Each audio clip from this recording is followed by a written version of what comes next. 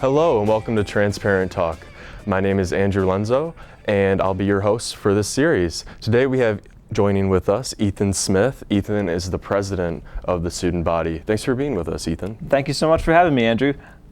So I wanted to start today by getting to know you a little bit better. I feel like everybody knows you as the student body president, but what's your major?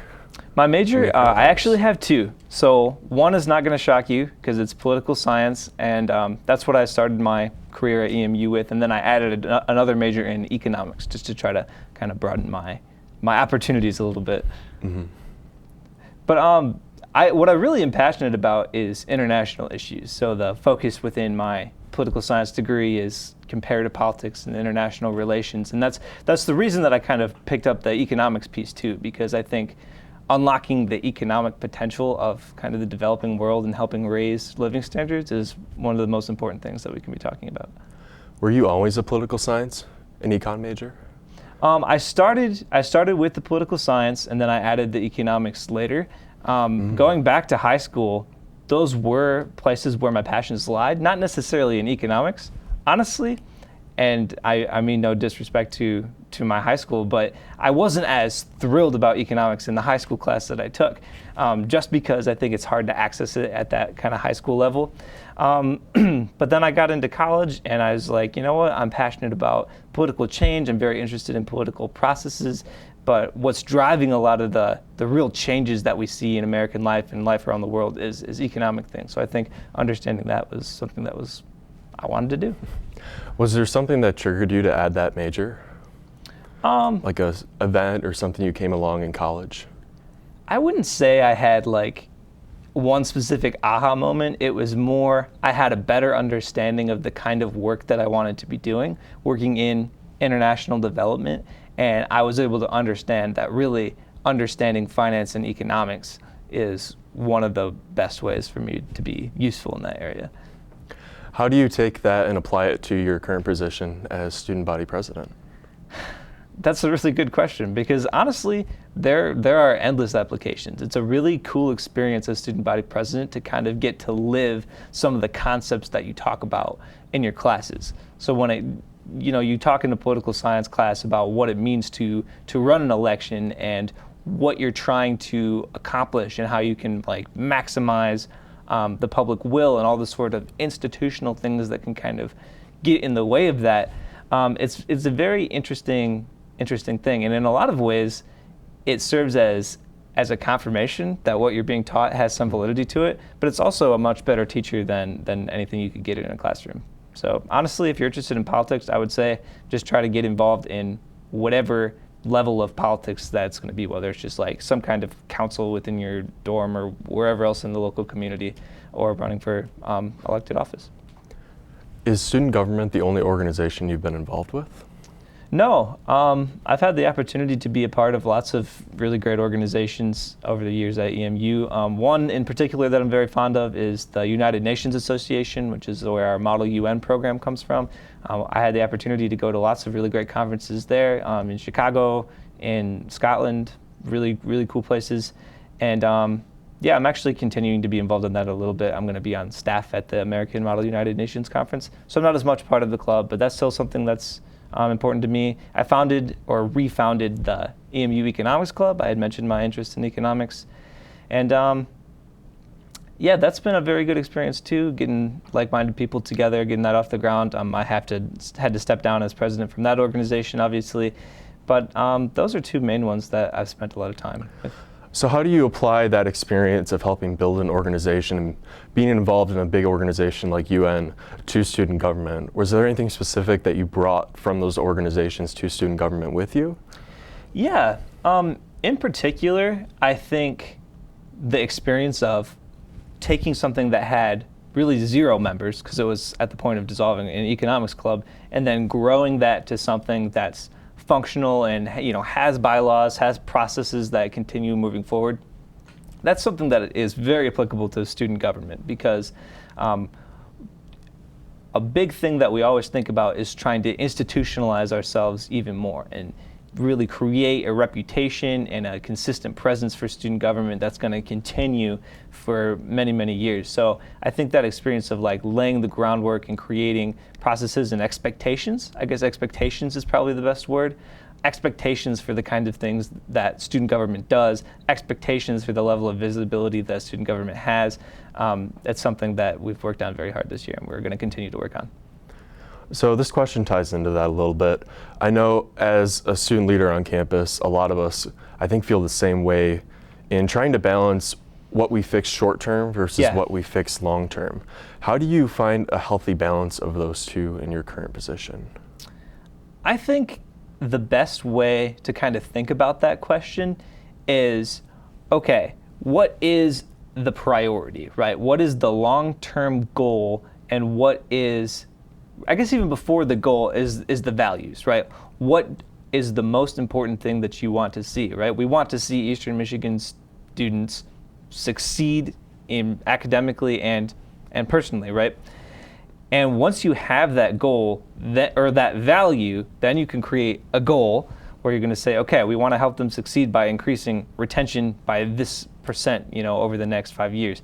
And then what you're really getting to is what you do now. You take that long-term goal and then you say, okay, what's the first step? It doesn't all have to be done, but just by creating a framework for something that could even later be expanded, that's a great way to do that. So what are some of those priorities? Because I know that your focus may have shifted a little bit since your campaign last year, because of course, as time goes on, new issues arise on campus. Yeah. So what have been some of the top priorities that your administration is hoping to tackle or has begun to tackle? I think I would answer that almost in a similar way to the previous question, because the campaign was really good for crystallizing what our values are, as an administration, and getting student input to kind of say, yes, students also value those. It's not just, Ethan and Hazard making that up.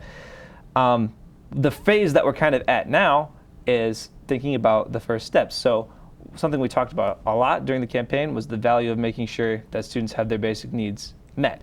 One of the ways we've been able to start working on implementing that is collaborating with the EMU Foundation to develop a comprehensive fundraising plan to fundraise for a student security fund, which is going to be a pot of money that students, when they're faced with an unexpected financial hardship, like they're not able to, like they had to pay unexpected medical expenses, that's one that would qualify, they could go and they could apply for a one-time reimbursement for that money. So that's something that we're going to try to make a focal point of the Giving True Day coming up, and just working to continue to administer and develop. So just to briefly wrap up the answer to that question, I think those are the sort of ways that we've been doing this. Yeah. So going back to that fund, how long do you think it will take your administration to get that up and running? There was talk of having a small pilot that only had $10,000 in seed money from the university, which is part of what we wanted to help expand. That pilot would be happening for this fall semester. I think there's still a couple logistical things to be worked out, but because they had anticipated trying to launch it this semester, I think the winter semester would be a very realistic target. Okay. Yeah. We're going to do a brief transition here as far as questions. I want to talk about diversity a little bit on campus. As you know, the climate study that's being done is one of the university's most recent ways to try and improve inclusion on campus. I was wondering what steps your administration is taking to help improve diversity and inclusion on Eastern's campus. Well, I think that's an excellent question, and I really appreciate that you brought up the diversity campus climate assessment in particular. That's actually one of the main things that we've been collaborating on is the DCCACC, or whatever the abbreviation for it is. We, as student government, are going to be playing a major role for the month of October, because that survey actually launches October 1st, which I think is maybe tomorrow. And a part of that program is something that's going to be very interesting. We're going to be giving opportunities to students to not only submit like a written feedback taking the survey online, but also to appear in person and tell their personal stories in the privacy of a space. We don't know exactly what that space is going to look like yet, The initial idea was like a soundproof recording booth, so they can go in and they can say in complete privacy, complete confidence, complete anonymity, just some of the things that they've been seeing or feeling about the campus climate. And student government has committed financial resources to that project, and we're going to be helping staff those booths when they come out. And I think just having that place where students can really connect and go and say, okay, this is where my voice is going to be heard, is a good contribution that student government has made. Yeah. Great. What do you think prompted the study? Because it seems like it kind of came out of the blue. I mean, we've had so many issues with race on this campus, like the racist graffiti back in 2016, but it's already 2019. So what do you think prompted this now, today? Well, I think I'd have to push back a little bit on saying that this came out of the blue, because I think you summed it up perfectly, right? We've had incidents in the past that created maybe a culture of concern about race issues at EMU, and I think that that didn't begin or end in 2016 with the racist vandalism, right? It didn't begin or end with the doll incident at Best Hall. It's I think an attempt to try to really get a firm handle on what people think the issues are and how they feel about the campus as a whole, so that they have a benchmark to, one, plan for action, and two, see how effective the things that they're trying to implement actually are. So now that we have a DCACC, which will continue to go on, at the next campus climate assessment, we'll be able to see if something like the President's Commission on Diversity has made a measurable impact. So I think it's in direct response to all of that, and also I think it shows a very encouraging commitment to trying to get to the bottom of this. That's great. Thank you. What other steps are you taking to help improve diversity on campus outside of that survey? Yeah, something that I'm really excited about student government having the opportunity to do is to try to bring kind of, I'm going to use the word disparate groups of diverse students together, right? So you say diversity, and sometimes you'll imagine a lot of people intermixed together, like people from all faiths, backgrounds, colors, whatever. I'm sorry, Ethan. I don't mean to cut you off, but we have to take a brief commercial break. We will be right back with more Transparent Talk. So I tried logging into my .emish account and it wouldn't let me in. So I went down to the help desk and they said I had already changed my password. No, I didn't. Shortly after that, my apartment was broken into. Yeah, if you put two and two together, you know where they go. My address. They got my password, got onto my .emish account, and stole my class schedule and my home address. They knew when I wasn't going to be home.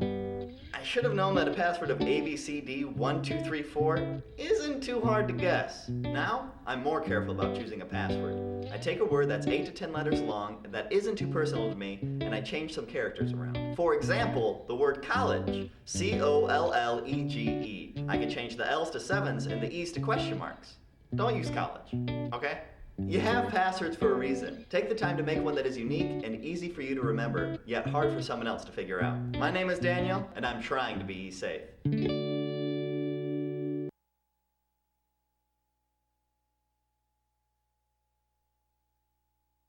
So I got this email telling me that I had exceeded my email storage limit. And in the email, it had a link for me to click on. And so, like an idiot, I click on this link and it takes me to a login screen. And so, of course, what do? I log in with my username and password, and it did not increase anything. All it did was steal my username and steal my password. I mean, it looked real. So this thief sent an email virus to everyone on my contact list. My dad, my mom, just everyone. And only God knows what kind of damage they've done. Only God knows what else they stole before I changed my password. So now I only click on the link if I know that it's legit or if I know that it's coming. If someone tells me, oh, I'm gonna send you a link, I don't just click on anything random. My name is Adirumi and I'm trying to be safe.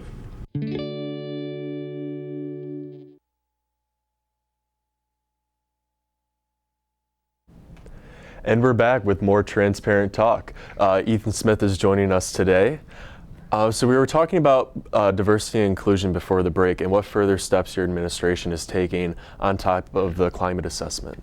Yeah, I think I really appreciate that question. Like I said before, I was mentioning a little bit about how when someone thinks of diversity, sometimes they imagine a group of people that's all mixed together, but sometimes in reality it's more complicated, right? You see just this natural sort of separation into people that are like you, right?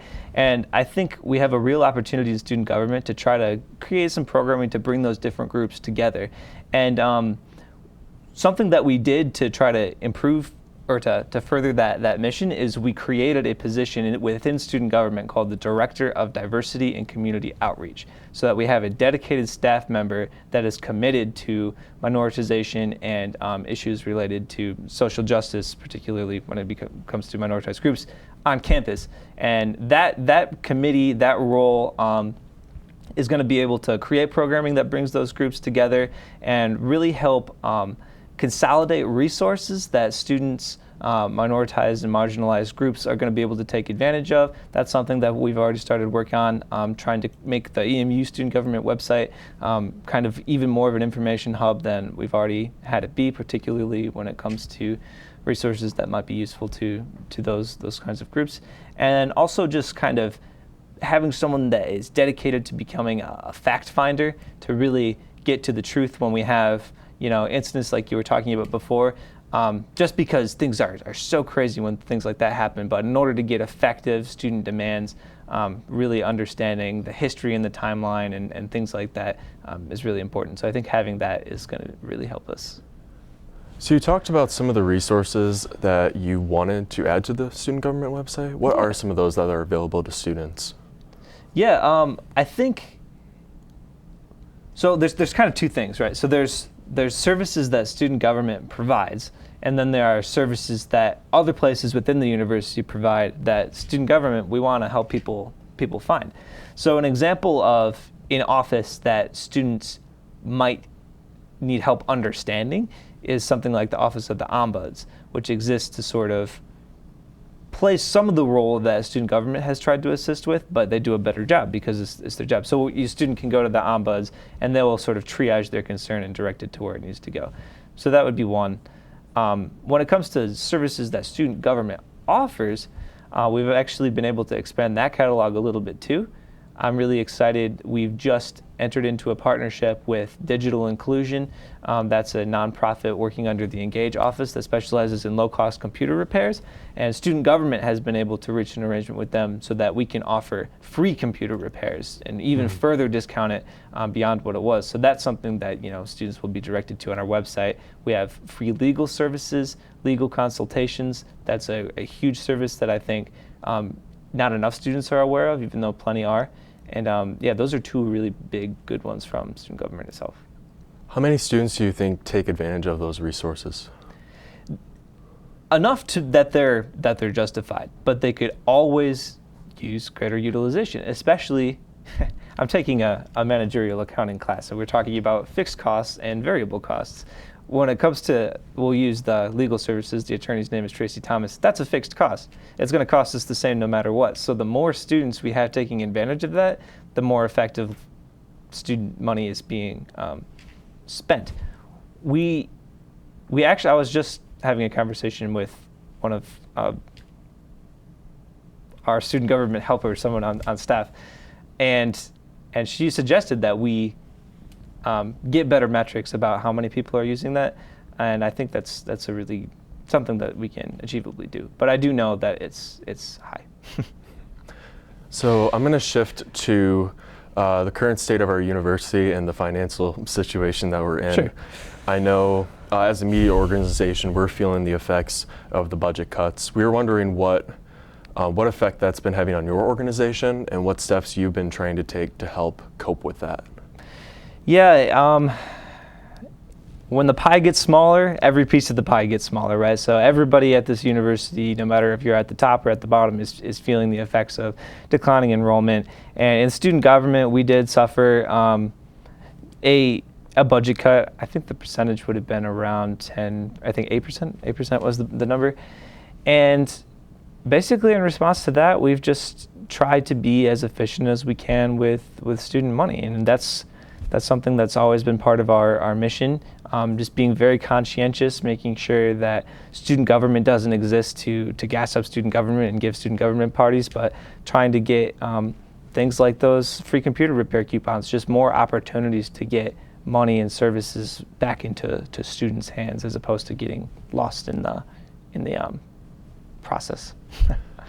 Have you had any students, I know you speak with a lot of student organizations on campus, have you had any students come up to you and speak about this effect and what it may be having on them? Like increased tuition and... Yeah, I'm gonna say yes.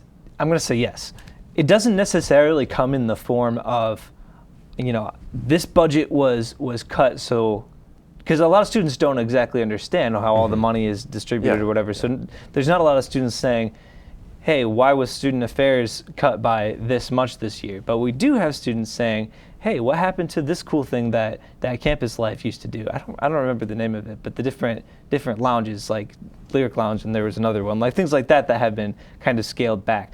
Or you have students come up and say, hey, didn't the library ground floor used to be open 24 hours a day? Why isn't that happening anymore? So it's students come when they see the effects, and I think everyone's smart enough to understand that that's a consequence of the declining enrollment and the financial situation. But students feel it in every aspect of their life instead of just saying this specific line item was changed.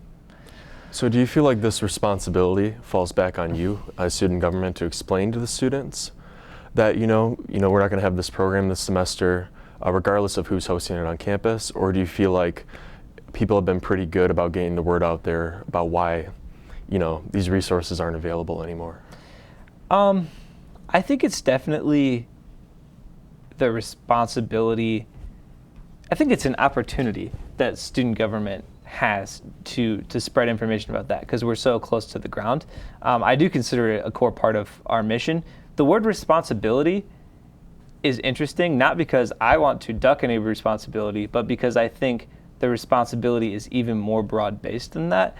I think the people that are in charge of making the financial decisions, right? Not the people that have to live with the financial decisions, but the people that are making the financial decisions have a responsibility to really clearly justify the decisions that they're making. And I think that's where some of the frustration has come from. Because I know I'm talking a lot, but that's something that's very interesting. I think a lot of students are very realistic about what can be done with the budget that we have, but they just wish they were looped in on the process a little bit more. So in relation to that, how much student input do you see on an administrative level? Because I know that you have a lot of outreach with the president and the Board of Regents as far as the decisions that they make, and they may consult you and students. Do you think there's enough of that, or do you think there needs to be more? I think there can always be more. I'm not unhappy at all about the level of meetings that we get invited to and the different tables that have a student seat on them. I think the university does a good job with that. I really do. What I would love to see more of is more university participation in getting broad-based student buy-in. Because yes, that is a fundamental job of student government, and we're trying to do it to the best of our ability. But I think it could be even more effective if perhaps the president's office said, this is something that's a priority to us. We want to have this big, group of focus group or a big campaign of focus groups, town halls, public events, kind of ad campaigns. So they feel like they have the responsibility to sell the community on the changes that, in their opinion, are going to be better for everyone. So I just say it's on them a little bit to make their case, but student government and students are definitely at the table when the decisions are being made. All right, thank you. So we're getting ready to wrap up here. We only have a couple more minutes left, but are there any other topics that we didn't cover today that you'd like to talk about? I would just put in a couple plugs for things that I think are really, really important and need to happen, and I just want to keep saying it. I'm really, really proud of the emphasis that Eastern puts on the international community and recruiting international students. It's something, as a student of international affairs, I really, really value. but I think we can do better when it comes to supporting that population and providing opportunities for them to have a community and be plugged into EMU, and just supporting all the headaches that an international student has to go through in order to study in the United States. There's a lot of paperwork, and the Office of International Students and Scholars, which is responsible for helping with that paperwork, is not being supported to the level that it really needs to be in order to make that dynamic international community flourish. So that's just something I always want to continue to draw attention to. And yeah. All right, thank you, Ethan. Thank you, everyone, for joining us today. This is the first in the episode of many talks with some higher leaders on EMU's campus. I know you have a busy schedule, so thank you for coming out and talking with us. Thank you so much. I really appreciate the opportunity to just share some thoughts with you guys. And then from us at the Eastern Echo, we wanted to thank ETV for for their hospitality and allowing us to do this series with them. So thank you all very much, and we will talk with you on the next episode.